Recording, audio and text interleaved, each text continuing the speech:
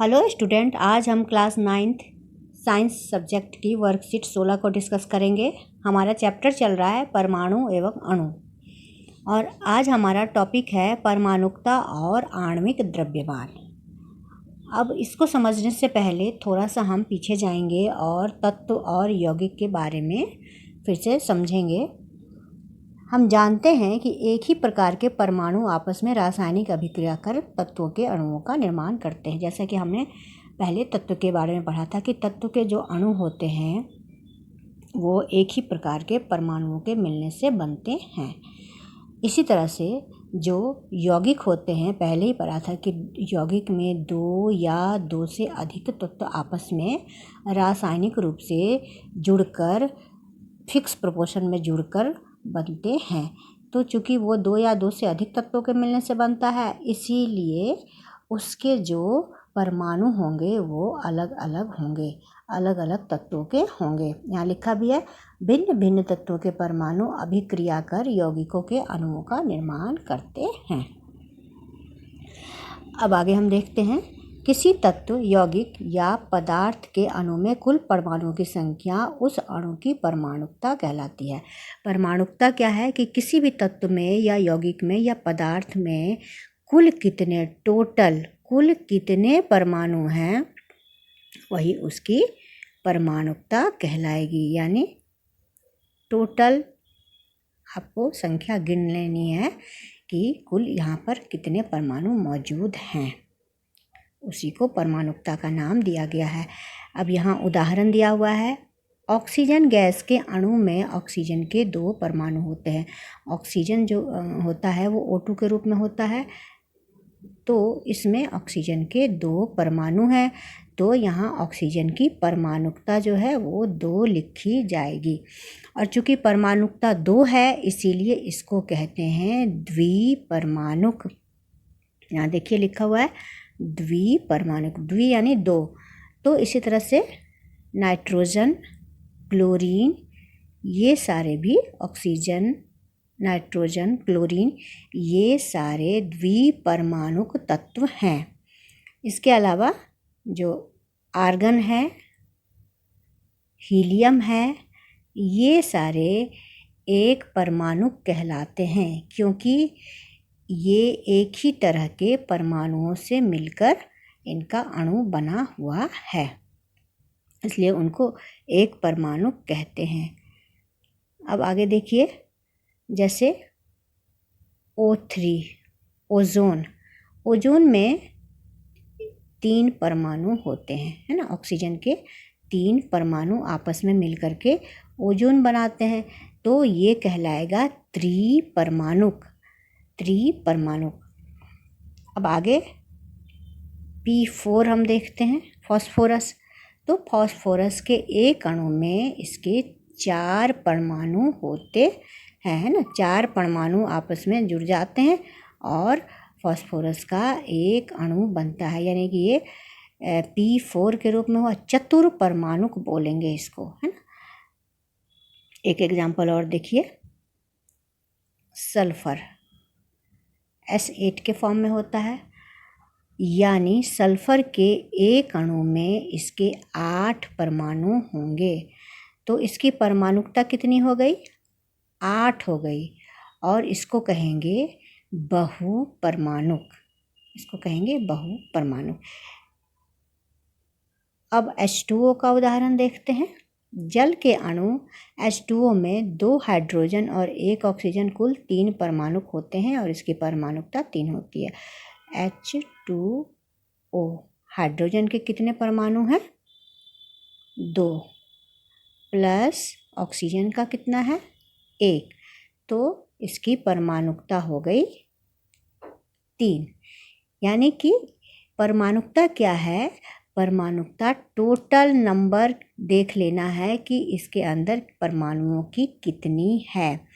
तो जो भी एक अणु में टोटल कितने परमाणु हैं, वो उस तत्व की परमाणुकता कहलाएगी। आगे बढ़ते हैं हम। वैज्ञानिक किसी रसायन में उपस्थित विभिन्न परमाणुओं की संख्याओं का अनुपात तथा अणु का आणविक द्रव्यमान कैसे ज्ञात करते हैं। यानी किसी चीज़ का आणविक द्रव्यमान निकालना हो और तो कैसे ज्ञात करेंगे। वे रसायन के नमूने में उपस्थित परमाणुओं के द्रव्यमान अनुपात की तुलना उनके परमाणु द्रव्यमान से करके परमाणुओं की संख्याओं का अनुपात निकलता है। यानी कि जैसे कि CO2 है तो आपको ये अगर जानकारी लेनी है कि इसमें परमाणुओं के कार्बन के कितने परमाणु, ऑक्सीजन के कितने परमाणु हैं, तो ये निकालने के लिए उसके द्रव्यमान अनुपात, कार्बन और ऑक्सीजन के द्रव्यमान अनुपात और उनके परमाणु द्रव्यमान जो है दोनों का अनुपात निकाल देना है, दोनों को डिवाइड कर देना है तो परमाणुओं की संख्या आ जाएगी। अब इसको समझ लेते हैं कैसे कैसे करना है। तत्व क्या है? कार्बन और ऑक्सीजन। अब इनका द्रव्यमान अनुपात जो है वो 3 और 8 का है। परमाणु द्रव्यमान अनुपात कितना है? तो कार्बन का होता है 12 और ऑक्सीजन का होता है 16। इसको हम सिंप्लीफाई कर देते हैं तो 3 और 4 का अनुपात आ जाता है। अब इसको A नाम दिया गया, इसको B नाम दिया गया, तो A/B यानी दोनों का ही अनुपात निकाल देना है। द्रव्यमान अनुपात और परमाणु द्रव्यमान अनुपात दोनों का ही द्रव्यमान निकालना है। तो अब देखेंगे कार्बन के लिए द्रव्यमान अनुपात 3 और परमाणु द्रव्यमान भी 3, तो 3/3 हो गया 1। और अब ऑक्सीजन के लिए द्रव्यमान अनुपात 8, परमाणु द्रव्यमान 4, तो 8/4 यानी कि इसको काट देंगे तो ये हो जाएगा 2। यानी कार्बन का निकल गया 1 और ऑक्सीजन का निकल गया 2, है ना। कार्बन का तो कार्बन और ऑक्सीजन का अनुपात हो गया 1/2। यानी हमने ये समझ लिया कि कार्बन के यहाँ पर 1 परमाणु कार्बन का है और ऑक्सीजन का 2 है। इस तरह से हम परमाणुओं की संख्या निकालेंगे। अब हम देखते हैं आणविक द्रव्यमान। किसी पदार्थ का आणविक द्रव्यमान उसमें मौजूद सभी परमाणुओं के द्रव्यमान के योग के बराबर होता है। यानी किसी भी पदार्थ का आणविक द्रव्यमान जो है वो उसमें कितने परमाणु मौजूद हैं। किसी अणु के अंदर परमाणु होता है तो जितने भी परमाणु मौजूद हैं उन सब के द्रव्यमान को आपस में हम जोड़ देंगे तो वो आणविक द्रव्यमान बन जाएगा उस पदार्थ का। अब एग्जाम्पल देखिए, जैसे CO2 का हमें निकालना है आणविक द्रव्यमान, तो CO2 में कार्बन है, कार्बन का 1 परमाणु, ऑक्सीजन के 2 परमाणु हैं। तो कार्बन का परमाणु द्रव्यमान होता है 12, तो हमने 12 लिख दिया। और ऑक्सीजन का होता है 16, चूँकि 2 परमाणु हैं तो 16 दूनी 32, यानी 12 और 32 को हमने जोड़ा तो ये हो गया 44U। अब जल यानी H2O का आणविक द्रव्यमान निकालना है, तो यहाँ पर हाइड्रोजन के 2 परमाणु हैं तो 2 गुने हाइड्रोजन का परमाणु द्रव्यमान 1 यानी 2, और ऑक्सीजन का 1 ही परमाणु है तो 1 गुने ऑक्सीजन का द्रव्यमान, ऑक्सीजन का 16 होता है तो 16 गुने 1 16, यानी 2 और 16 को जोड़ दिया तो ये 18U हो गया। इसी तरह से NH4Cl का अणुद्रव्यमान निकालेंगे तो नाइट्रोजन है 1 यानी 1 गुने 14, उसके बाद हाइड्रोजन है 4 तो 4 गुने 1 जो है इसका परमाणु द्रव्यमान है हाइड्रोजन का। और अब बच गया क्लोरीन, तो क्लोरीन का परमाणु द्रव्यमान है 35.5, तो इन तीनों को जोड़ा 14, 4 और 35.5 तो ये आ गया 53.5U। अब NaCl का देखते हैं आणविक द्रव्यमान, तो इसमें सोडियम है और क्लोरीन है, दोनों के 1 परमाणु है। तो सोडियम का परमाणु द्रव्यमान 23 और क्लोरीन का परमाणु द्रव्यमान 35.5। अब दोनों को आपस में जोड़ दिया तो ये हो गया 58.5U। इस तरह से हम आणविक द्रव्यमान आसानी से निकाल सकते हैं। आइए अब इसके प्रश्न उत्तर देखते हैं। हमने एक पेज पर सारे प्रश्न उत्तर कर लिए हैं। तो प्रश्न पहला है, इन रसायनों की परमाणुकता बताइए।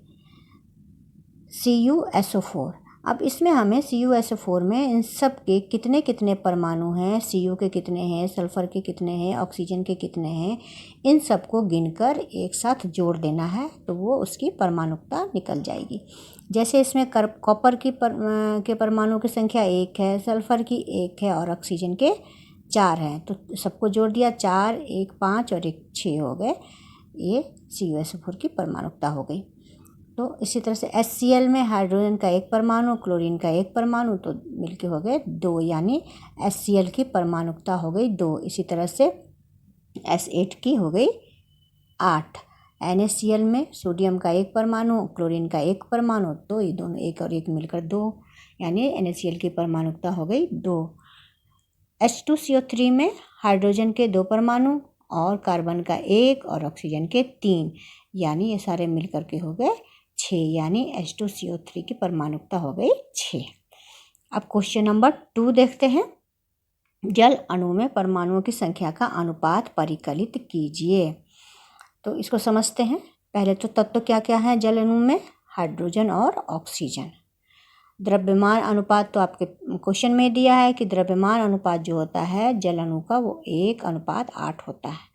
अब परमाणु द्रव्यमान हाइड्रोजन का 1, ऑक्सीजन का 16। अब क्या करेंगे? द्रव्यमान अनुपात और परमाणु द्रव्यमान दोनों का अनुपात निकाल लेंगे। तो इसका देखेंगे, हाइड्रोजन का देखेंगे। हाइड्रोजन का है द्रव्यमान अनुपात 1, परमाणु द्रव्यमान 1, यानी 1:1 बराबर 1 आ जाएगा। इसी तरह से ऑक्सीजन का देखेंगे, द्रव्यमान अनुपात 8 और परमाणु द्रव्यमान 16, यानी 8:16, तो ये कट जाएगा। 8 दूनी 16, तो 1/2 आ जाएगा।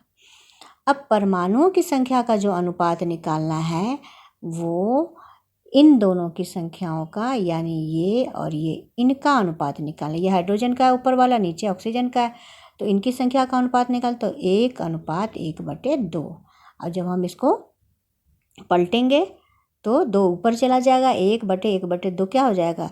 1 गुने 2 जो है ऊपर जाएगा, 1 गुने 2/1, तो ये अनुपात जो है कटने के बाद 2 ऊपर चला गया तो 2:1 आ जाएगा। यही इसके जल अणु में परमाणुओं की संख्या का अनुपात होगा 2:1। अब अगला क्वेश्चन देखते हैं। अगला क्वेश्चन हमारा है, ये तो इसका आंसर हो गया। अगला क्वेश्चन है, दिए गए अणुओं का आणविक द्रव्यमान परिकलित कीजिए। NaCl, सबसे पहले NaCl है तो NaCl का देखते हैं।